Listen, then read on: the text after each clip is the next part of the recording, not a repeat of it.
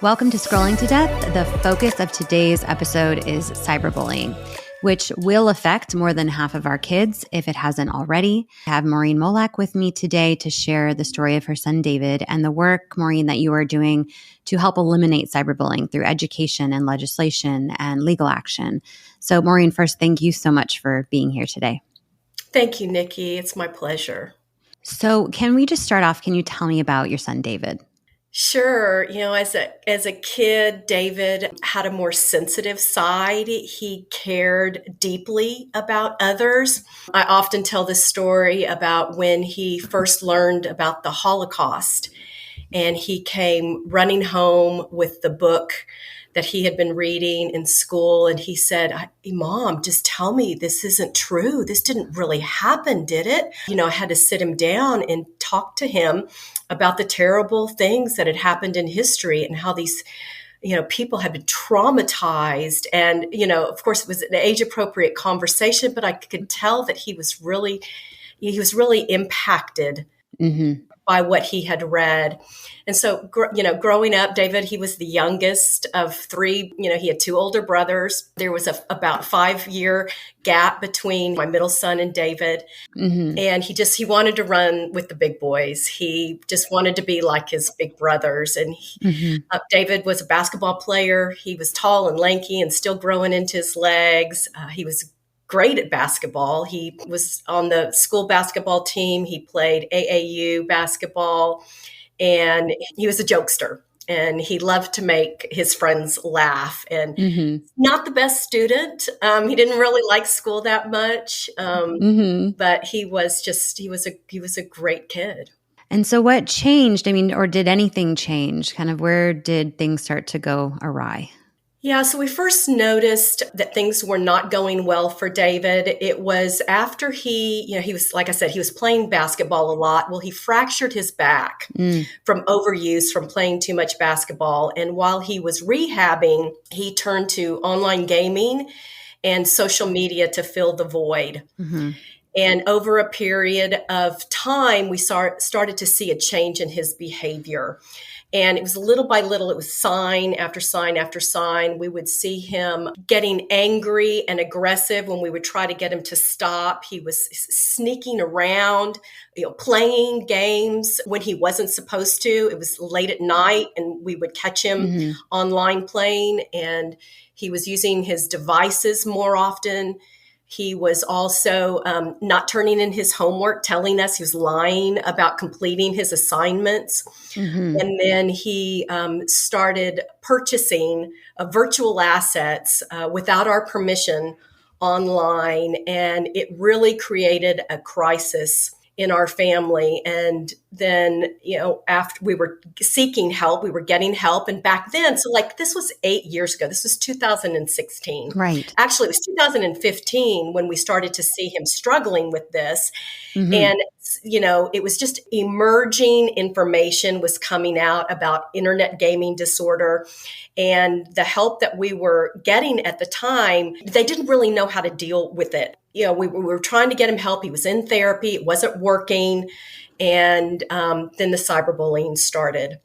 And he received, months of cyberbullying over a bunch of different platforms. Probably some of the worst incidents were through Instagram. Where there was a post made and sent him threatening comments, put him in a body bag, put him 6 feet under, told him he could never go back to school. They were calling him an ape and a psycho. And so went on and on and on. And it went out to hundreds of people. It was shared and it was promoted online. And there were people that were even chiming in on it that David didn't even know. And, that was when we first found out about it. And when we were starting to dig in, we found out that the cyberbullying had been going on for months, but he didn't tell us because he already knew he was struggling with a problem with addiction to screening and gaming. And he was afraid we were going to take his phone away from him. 100%. He right. told us that. The night before David died by suicide, he was added into a group me with a bunch of phone numbers he didn't have in his contacts, where they all said insulting comments to him about his looks and his mental health. And then they kicked him out of that group me. And that was the night before he took his life. Who are these kids that do this type of bullying? Because obviously, if more than 50% of kids are getting cyberbullied, there's a bully for every kid getting cyberbullied. Are they just normal kids who think that they're joking around? What have you learned about the bullies? You'll hear that often from the kids. I was just joking. But in our case, it was different. There was some jealousy over a girl, and there were some boys that targeted him specifically. But then it got out of control. And it was what we call a cyber mob. So you would have kids that would be adding an LOL or this is so effing good and a laughing emoji. And so the hundreds of comments and shares on this Instagram post, we believe, which was so damaging to him. It was like everybody in the world hated me is what was going on in his mind. And like I said, there were people that were even chiming in that he didn't even know. So, I mean, it just went viral, and it was just this mob mentality of targeting him. And maybe some of them just thought it was funny. And they didn't, because they didn't even know him. Right. But there were some kids that were involved that knew exactly what they were doing. And even that night, even there were some other students that were watching what was happening and didn't even engage in it.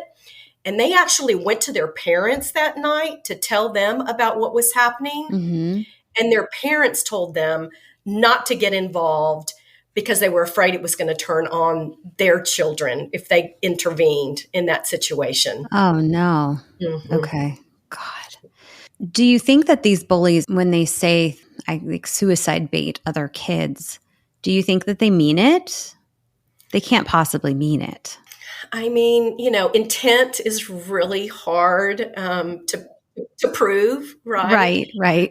But when you put yourself in the shoes of the target of that, you don't know what that child is going through at the time. I mean, life ebbs and flows, right? We all have times in our lives where we're not doing well, and there's times in our lives when we're doing a lot better. And so being able to cope and be resilient to that happening to us in a moment, like our response to that really matters. And the person on the other side of the screen doesn't often know what that person is going through at that time.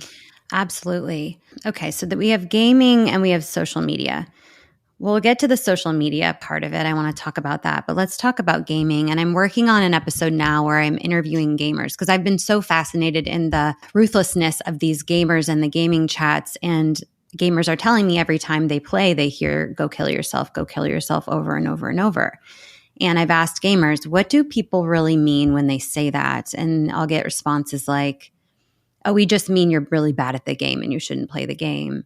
And then gamers will comment to that and say, no, I really mean go kill yourself. It's just horrible, horrific behavior on these gaming chats. And parents who have younger kids now or teenagers are having to decide, do I let my kids play online games, especially where they can communicate with strangers, but kids at school where a lot of this cyberbullying happens. So do you feel like online gaming is a safe space if you prepare your kid, or what are your thoughts on the online gaming communities?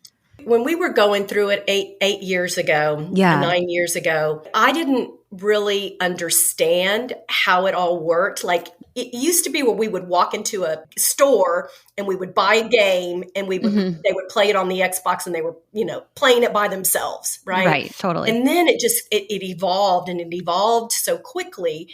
And there was so much of it that I didn't understand. What I do know is that in my specific situation, in David's situation, he was on YouTube quite a bit learning how to get better at these games. Like he found his identity in who he was, his gaming status. And he put a lot of effort into getting better at these games and like buying virtual assets to increase his player power.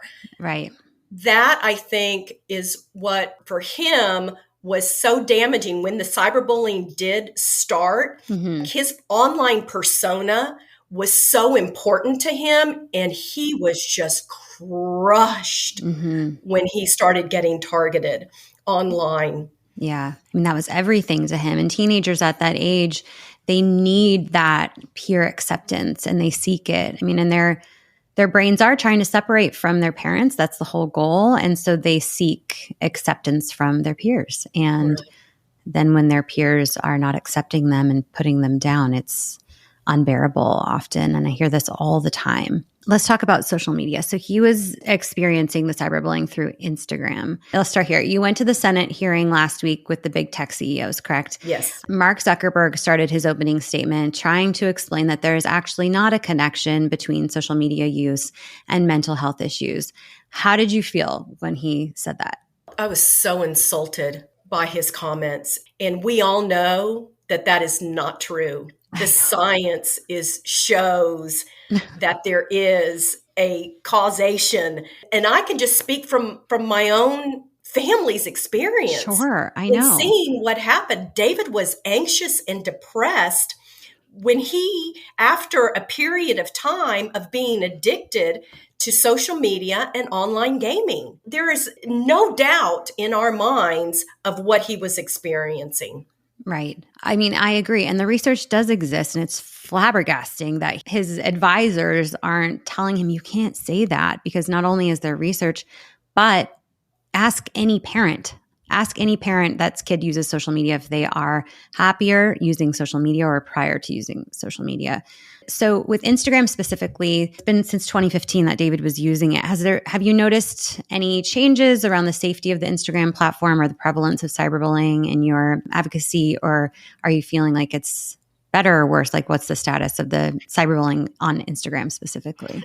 That's a great question. We're in the schools. We work in Texas and we're in the schools and we do lessons and work closely with school districts. We often hear from administrators in schools asking us if we know somebody from Instagram, because you may have heard about these T accounts that got set up back during COVID, where they were basically the old-fashioned gossip pages, where they were posting rumors about students online, and sometimes they would post rumors about teachers and administrators online. But these kids were in distress, and rumors were being spread. I mean, it was terrible things that were being said, and they were moderated. It was an anonymous Instagram account people would submit. And then the moderator or owner of the account would post these things, and it would be related to a school. So it would be, spill the tea, Central High School or whatever the school's name was. And so we would have administrators reaching out to us and ask us, do you know anybody in Instagram? Like, we've got children in crisis right now that are struggling and are contemplating suicide. They're in mental health distress. We need to get this information taken down. Mm-hmm. And we know it's against their community standards. I mean, cyberbullying can be a crime in Texas. We did that, and that's part of David's law. Mm-hmm. And so, we expect those social media platforms to follow their community standards, but also follow the laws that are out there.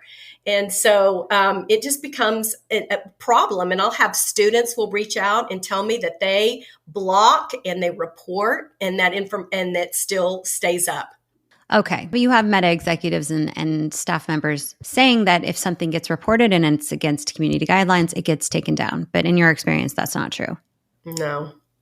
Okay. It may happen sometimes, yeah. But we don't have the data. We don't know how many reports are out there and how many get taken down. Right. My guess is that they may take down a few, but it is not the number of reports for sure. Well, Mark Zuckerberg was once quoted saying, the closer something is to violating our community standards, the more engagement that it gets. Yeah. So they want to leave that stuff up if it's even questionable to them, because it gets more engagement, more eyeballs, more money for them. Absolutely.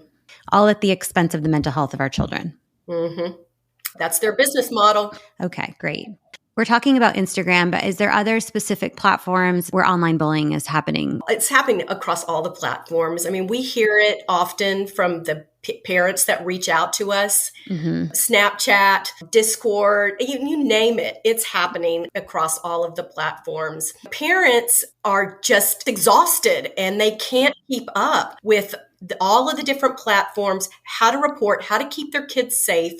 I mean, it is an ongoing problem for parents, and they're trying to work and they're trying to hold their families together. And then they have to navigate through this maze of safeguards that's different with every platform. I mean, it's impossible for parents to keep up. Absolutely. It's another challenge that we have now that we have no experience with ourselves. We didn't grow up on these platforms, so we are learning them on the back end of our kids having issues on them and trying to reactively help them. All right. So social media platforms, there's cyberbullying on every single one. So I have 3 children, 8 and under. They're not asking for social media yet, but I'm sure they will soon. And should I let them have access to social media is my question for you. I would say wait as long as you possibly can. Your children are all different, right? And there's going to be some that are a child that can self-regulate better than another child. And so just not having a hard rule and says that, when you're 13, you're able to get it. It's, when you're ready and working with your child, when you decide that the time is ready and maybe giving them one app and sitting with them. It's like driving a car, right? You're going to walk through all of the safeguards, make sure they're safe, understand how to do it and navigate through it. But have them also be at an age where they can articulate to you like why they need it, what they're going to use it for, how it's going to help them meet their goals in life, and what they're not in life, but like what are their current goals, right? And how it can be used for good, and then to recognize what those signs are of where it can be used for bad and what they're going to do once they see something. I mean, they will see something for sure that is going to be bad, but giving them the tools and the resources and to know that they can come to you no matter what. You're not going to take their device away. You're going to help them process it and get through it, right? And then you're going to make sure that you're monitoring it throughout the whole process. Yes, it can't be hands off, and those communications have to be happening constantly. And I just think my kids are going to have a hard time convincing me that there's going to be positive benefit to their use. I am using Instagram to promote this podcast and this message. Just right now before this call, I got a message from someone saying, but you're active on Instagram. So is Instagram better than the other platforms? And it's just for me about getting in front of the people who are on there, who are likely giving it to their children in order to spread these messages. Adults get to decide that, but this 12 and 13 age limit for the kids to get access to social media is just, for me, just generally too young. I don't think any child is ready at that age. So what about gaming? So you didn't have a great experience with David and his gaming activity, and I don't think it's gotten much better since then. So, should I let my kids play online games? I mean, I think that it's kind of the same thing. It's like, are your children, are they ready for it? And when they are, it's like this slow process, and it's, playing games with you as a family and what can y'all do together, and then navigating through some of those difficult situations and bringing it up. It's having those constant conversations with them about what they're experiencing. Even if it's just not the negative, it's like, what good did you see in that today? Yeah. And as they get older, the conversation changes. One thing that I've learned in all of the work that we do in the schools is the older teens, they see what their younger siblings and younger cousins are hearing, and they're telling me like, it's so much worse now than it was when they were that age. And so they're a little bit more protective. So it's like engaging the older siblings and older cousins to make sure that they're watching and helping that younger child navigate through all of that. Absolutely. Online bullying in general, even as I grew up, I didn't have access to social media. Kids got cell phones at 16, 17. They were kind of newer, and we just used them because we were driving and we needed to. I don't even think they had maps on them, to be honest. But it was more of a safety tool. So we may have been bullied, for example, but it was in person, and we could get away from it when we got home. Obviously, there's a big difference now between online bullying and in-person bullying. I would say pretty confidently that online bullying can be more dangerous. Would you agree with that? How can we start to understand, as people who have not experienced online bullying likely, what our kids are going through?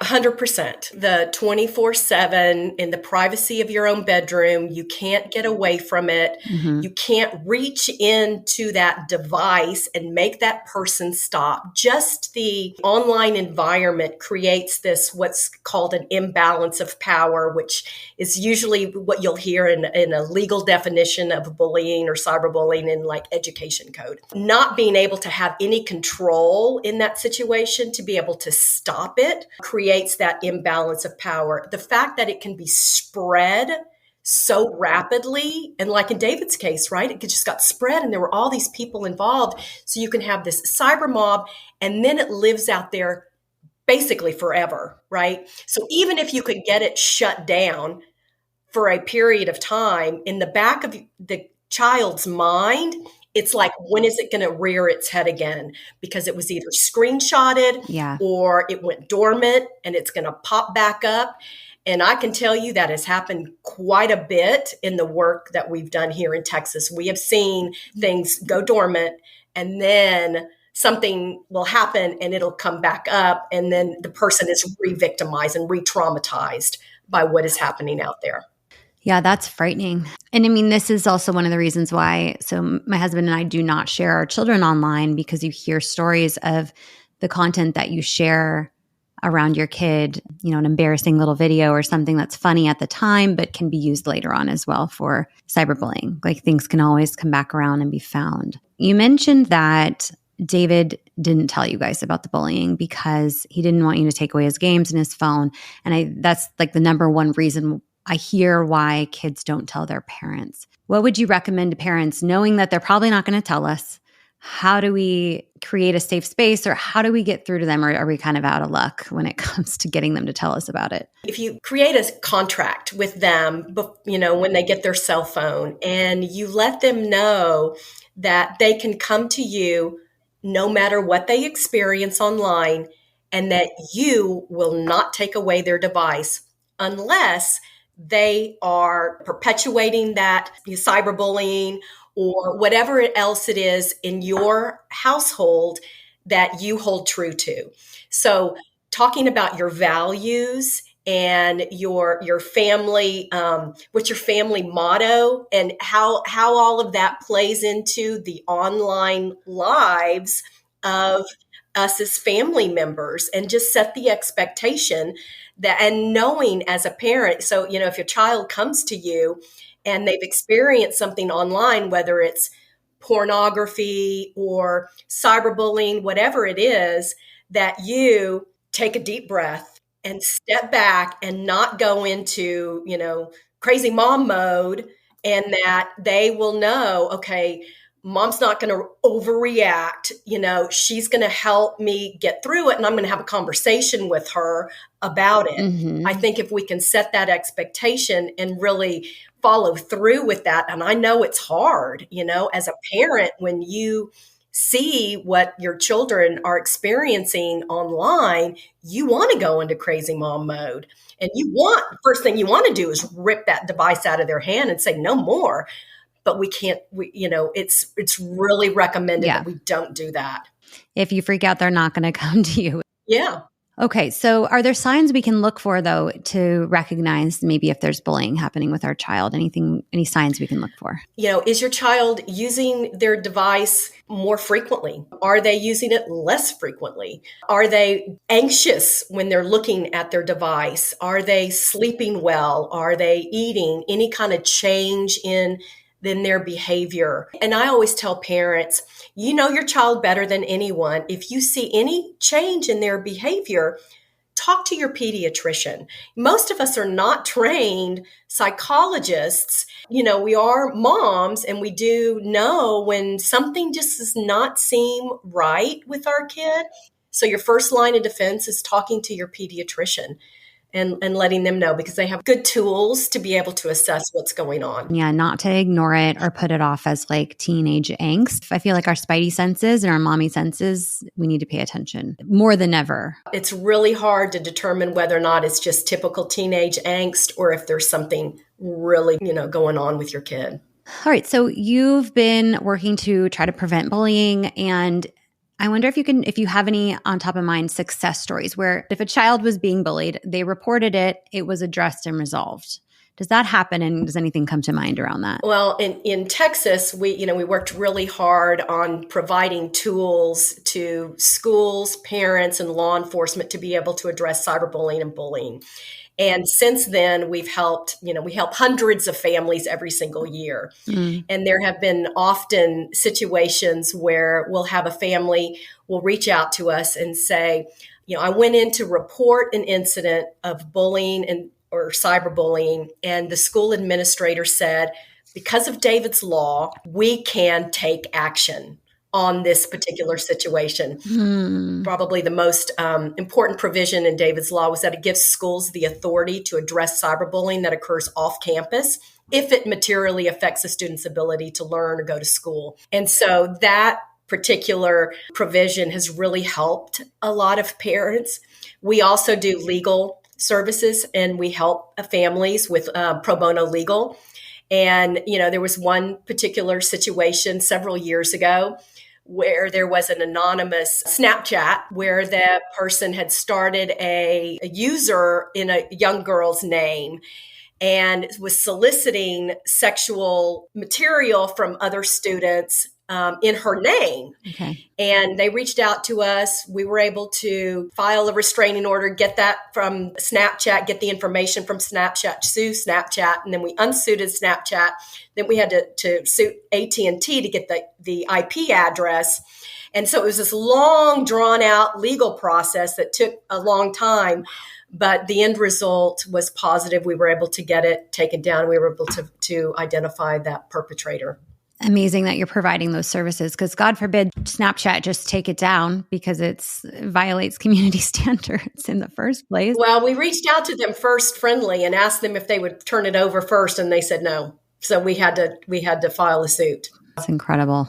It's just mind-blowing. And do other states have similar laws like David's Law? Every single state has, a bullying policy, and most of them include cyberbullying. But I don't know of another state that addresses all the different provisions, education code, civil code, and criminal code, to deal with it.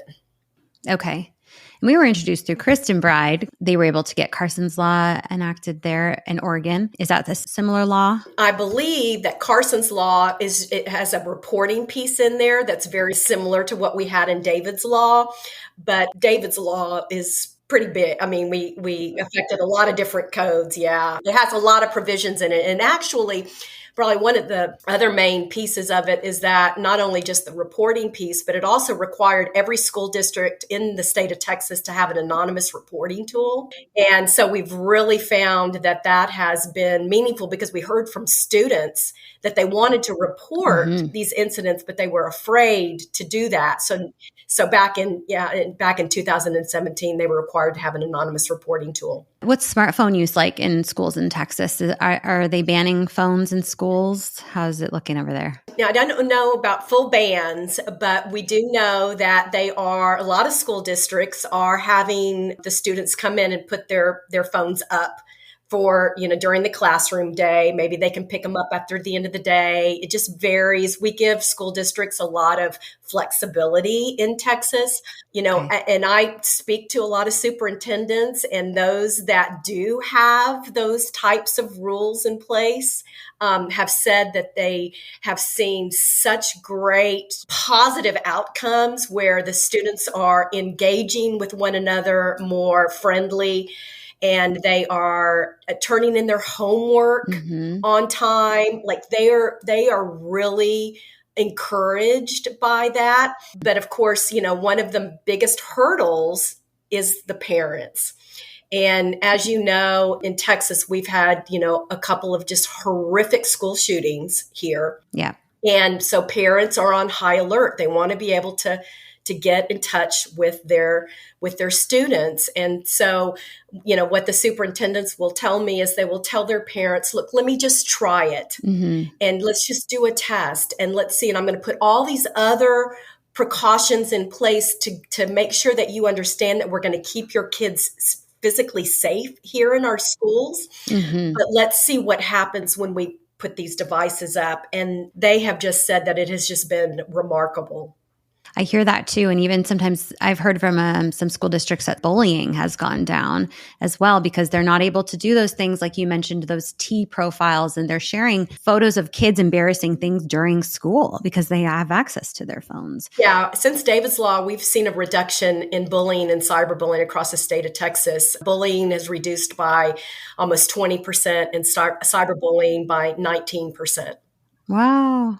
That is amazing, Maureen. I love that. And I hope that all states are on the road to passing similar legislation. I mean, I only hear great things about banning phones in schools or at least making the kids put them away during instructional time. I also hear the parents' complaint about the school shootings, but I've spoken with professionals that are like, it actually, if your kid has a phone in their hand, it makes it much more dangerous in a school shooting situation for them. So there's a strong case against them having their phones in those situations. Very complicated topic, but I love having your opinion on it. Let's start to wrap up. I would love to ask if you could share a favorite memory that you have of David.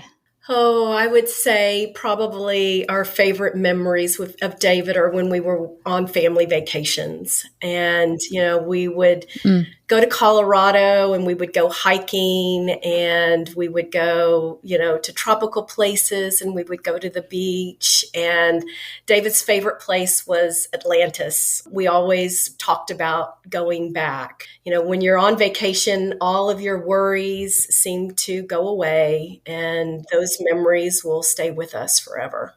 Have you been able to go back to Atlantis? No, it's too hard for us to go back. Yeah. When I ask this question of parent survivors, I almost always get a memory of a vacation, especially an outdoor hiking or something outdoors. And I think it's an interesting reminder and special reminder for parents to get off the grind and take your kids outdoors and do some outdoor vacations whenever you can, because when you are, right, you're unplugged and you're just with each other, and that lasts forever, those memories. They do. Maureen, thank you so much for sharing that with me. Sure, Nikki. Yeah, thank you so much for everything that you are doing to encourage people on COSA. Yeah. That's really the main work that we're doing right now. And we know that the work that we've done in Texas is not enough. And I've been fighting the social media companies for 8 years now. And they've lobbied against me here in Texas. And they are, of course, lobbying against COSA at the federal level. And just appreciate everything that you're doing there. You're welcome, Maureen. So Kids Online Safety Act is important online safety legislation for children.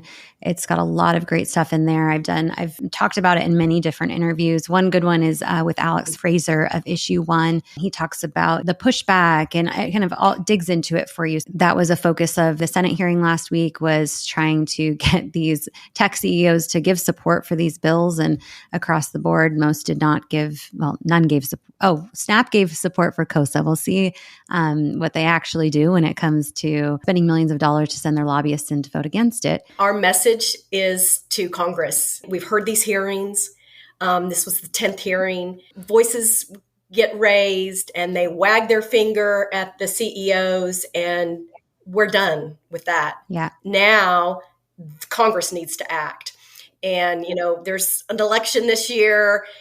This is a big issue for parents and families. And we need Congress on board to do what they can do, specifically asking Senator Schumer to bring COSA to a floor vote here within the next couple of months. We can get a Senate vote. And I'm very confident that we're going to see it pass out of the Senate. But we need him to do that. Okay, so parents can go to Fair Play's website, learn about COSA, and can you also there find out if your state senator supports the bill and then make a request if they don't? Yes, absolutely. And the other thing too is people can go to parentssos.org, which is an education initiative that David's Legacy Foundation and Fair Play have come together, and it shares the stories of 20 families who have lost children to online harms. And there's also a link on there that takes them to the Fair Play site. So one-stop shop, Okay. at parentssos.org. Okay, I'll include that in the episode notes. There's really no more important issue here, you guys. Cyberbullying is just one dangerous element to these online platforms. There's so much that we need to be thinking about, and these platforms just need to be made safer and have some liability, right? So that we have a little bit of an easier job as a parent in protecting our children. Okay, so again, Maurine, thank you so much for sharing your story and for introducing us to David. I really appreciate everything you do so that the world is just safer for our children. It's so important. And thank you again. Thank you, Nikki.